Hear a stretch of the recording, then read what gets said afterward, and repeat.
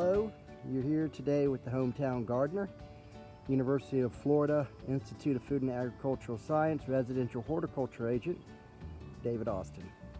And we're looking at some honeybees. These particular girls have absconded from one of my hives. They've swarmed in a Brazilian pepper tree, and I'm going to put them back in a box and hope I can feed them and get them back into shape. The hive they left is not going to be requeened. They abandoned it basically, so I'm assuming that maybe some varroa mite got them into some trouble and they've absconded because of beetles and moths and some other things. But whatever the reason they left, they did. They're here in a tree, and so we're going to take a little time here, put them back in a box, start feeding them, look out for them, and see if we can get them going again. So here is the swarm in the Brazilian pepper tree. And what I've done is I've set up a box below it. I put some frames on each side, inside the box, and a couple on the side of it, so whatever bees don't fall in the box that I shake off of this branch, hopefully they'll be on the two frames and I'll be able to pick up most of them and get them in the box. The idea is that the queen's going to be in there. If you'll notice on the front, I have a hole for the bees to come and go out of, and that's the only way they can get in and out of the hive once it's closed. And it'll have an excluder. You see those openings there in the dial.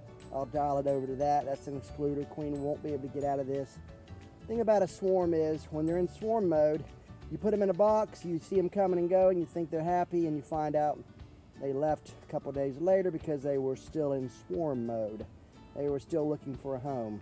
And that's what swarm is. They're looking for a home. They're hanging in the tree. There's scout bees going out right now. Probably 100, 150 of them somewhere looking around for the new home.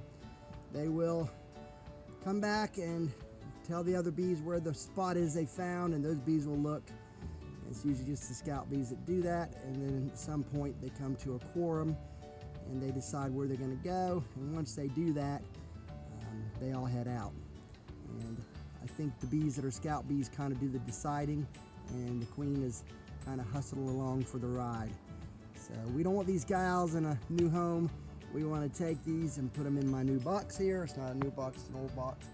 Get them back into the apiary, feed them, and see if we can get them back going again. Do some varroa treatments and make sure the beetles don't get out of control, and see what we can get this swarm going again. So now we have our box in place. It's roughly underneath the swarm of bees.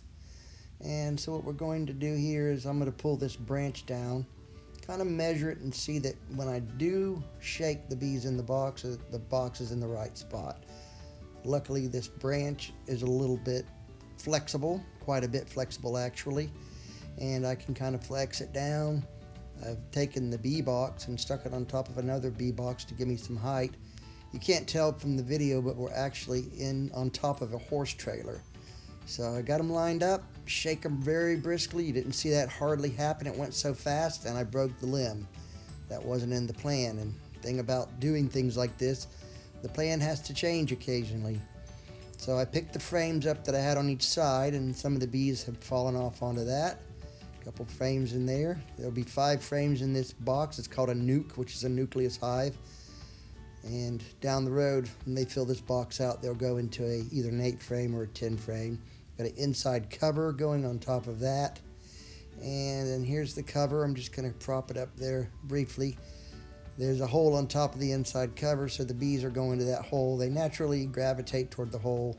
And as you see, there are a lot of bees in the air, but there's a lot more bees in the box, and that's where the queen is. Generally in this situation, if the queen is not in the box, the bees come out fairly quickly, and as you see, bees are already going into the hole there. So what we'll do is we'll leave the box in place for a little while, and the bees will come and go to the queen, and I'll actually leave it in there till evening. And after the evening, I'll get up on the trailer, pull the bees box down and put it in the apiary with the other ones.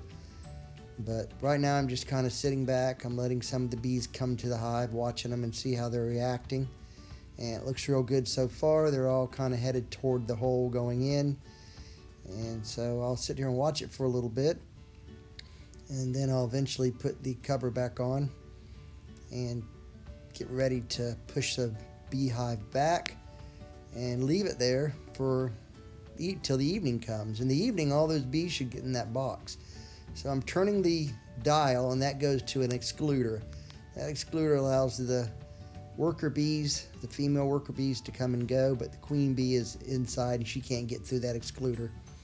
And the idea is we're going to keep her in there until they adopt that as their new home.